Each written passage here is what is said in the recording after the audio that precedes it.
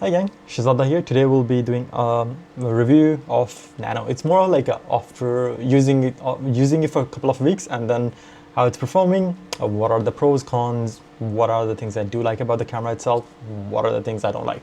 So one itself, the camera, it is quite compact. As you can see, it's very tiny compared to like if you are using like a mobile phone itself, right? So it's tiny, really tiny.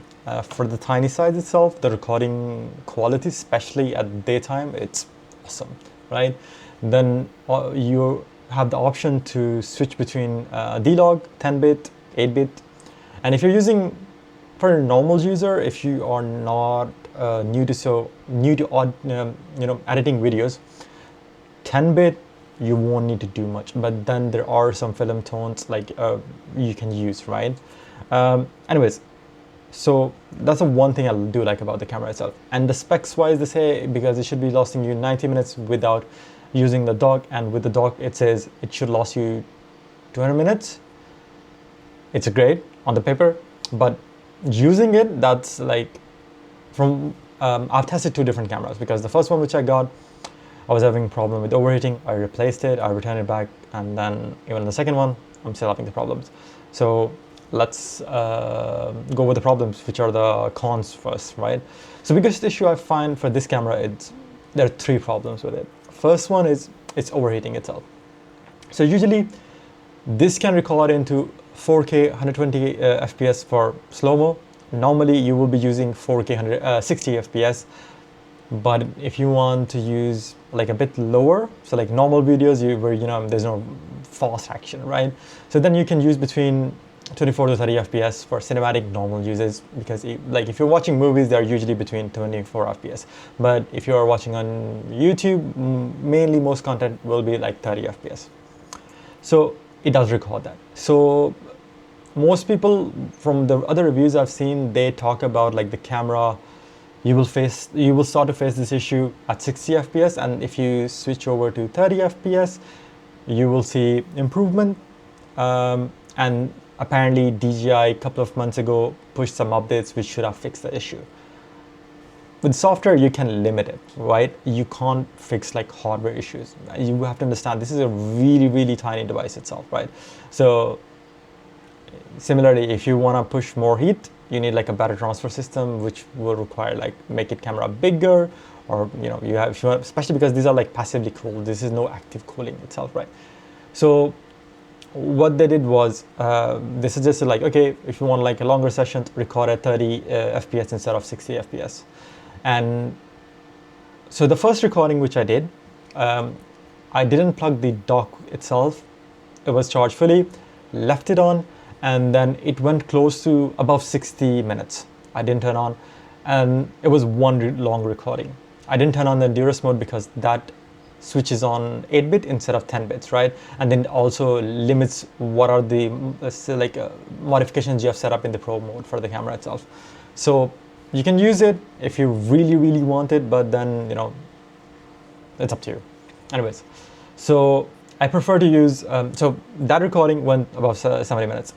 Second time I retested it, it was a normal room, it wasn't really hot, I wasn't even outside. I wouldn't say because it's like, because of temperature, it was so hot, the camera was, having a meltdown. That wasn't the case. So it recorded, the battery was 100%, and it went down. There was only two recordings, which was like 25 minutes-ish, and the other one was close to 25. It wasn't even 20. So, sorry, it wasn't even 25, it was close to 20 minutes. So let's say 45 minutes recording, same settings, there was no changes, and it dropped from 70 to 45. So there's no like constant, like, okay, at least like a stable performance, which is like, okay, if I do turn it on, it should record close to 70 minutes, 60 minutes, or there's like a couple of minutes gap. I can understand that, especially if you have like a mic plugged in, or then you're using your dock because you're using more battery. You're watching like a playback. You're watching like a live preview, right? So what's going on with the camera? I can understand in those bits if you're on Bluetooth. But if you're not using, if the camera is just like as is, there's nothing plugged in, you're not even using the app or anything, and still it's not giving you like a constant performance, there's something going on. So either the one say like option is you record at like 24 fps, which I haven't tested. I can't really say. Mainly I've been testing at like 30 fps because that's the one I want to use. Other one is you can record it like higher frames, but then you need to drop down the video from instead of 4K, 2.7, 1080p. Depends on you if you want to use that. If you want to go that route, on you. The other two options, which are just like, there are software problems. I don't get it why DJI hasn't fixed this. This is not like a new device and they're trying to, fix these issues. So when you're using this device itself, on this one, you have like a live sort of a review, right? You can see what's going on at that time, like a preview. Okay, I'm recording this. But even if the dock itself is on, you have stopped recording and you want to check your old recording, you can't do that. You need to re-plug in the camera to the dock itself to check the framing. It's just weird. I don't get it why they haven't fixed it. Because it's just like, it's the same thing, it's still connected. You should be able to do it. And it's not like a bandwidth issue. This is not using 2.4 gigs, it's using 5 gigs. So should be able to. The other, which is the weirdest one is, so now if you're using external mic, then it will also disable the live preview, which is why? I don't get it. So then either you need to disconnect it and reconnect it back in, or disconnect the mic, which is, I don't know. So this is like very weird issues. And obviously if you're standing like talking from, oh, this is not a big problem. Yes, it is not if you are, just normally recording sitting like this. But if you're moving around, your camera is moving, like, you're doing this, like, it might not center you properly. You don't know even if it's like what is recording, it's like centered. So obviously there is a rock stabilization and then horizon, but it like automatic stabilization will go so far, right? And then you will need to spend more time to like fixing that mess in the editing. So these are the like few things which are the bigger ones. Then the other one is do one thing, because you can install like a plugin like an external SD card. So when you're using that, it just stops the screen just like at the one black screen. Either you cancel it or wait for it to complete through. Then don't do the like transfer export to SD card every time you're like doing like a video and do that. You will be stuck depending on your SD card speeds. Better is obviously at the end of the day you do it, or let's say if you put like a larger card, because this itself has like a 128 storage, do it after a couple of days. But it will make sense if they can put a bit more automation, like okay, every week or day or every couple of days it will do that automatically for you, so you are not worried about the storage itself. So obviously sometimes what we'll do is like, okay, you keep recording and boom, and then suddenly you have an issue, and now instead of recording you have waiting for it to like transfer all the data over and then use it. But the other thing is it doesn't copy over, it just moves over. So at least that way, as soon as done, the space is free for you. But the camera itself, I kind of like it, especially the magnet. Another thing though, so the plastic casing, the shell it comes, the previous one, the first one I got, that was like proper snug. It was sitting in properly, it wouldn't like go out, I wasn't any sure. But like this one, and because of the way it is, it has magnetic attachment at the bottom, so it's still, it's quite sturdy, but it's not as stable as the first one. That's one thing. Also, the dock, if you're using with the third party like stand, like the tripods, it's hit and miss. So the camera itself like plugs in without any issues. It's like, you can see it's stable, there's not that much gap. But when you're using the dock with other things, there's always like, as you can see, like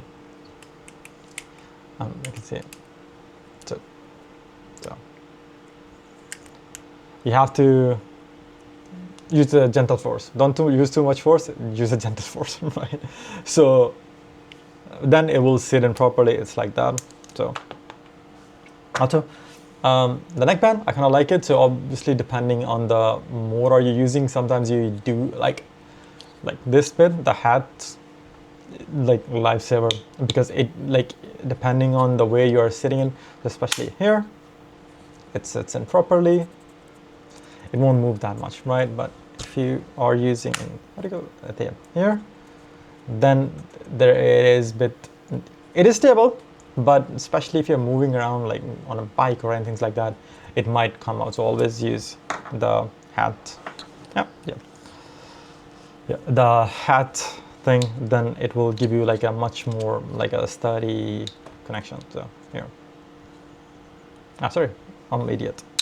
So plug in like that, and then it will sit in, and then it also like gives you sort of like a flexibility. You can adjust it the way you want it, because otherwise your camera will be always facing down. So this, it gives you option to say. They have like also made like a small.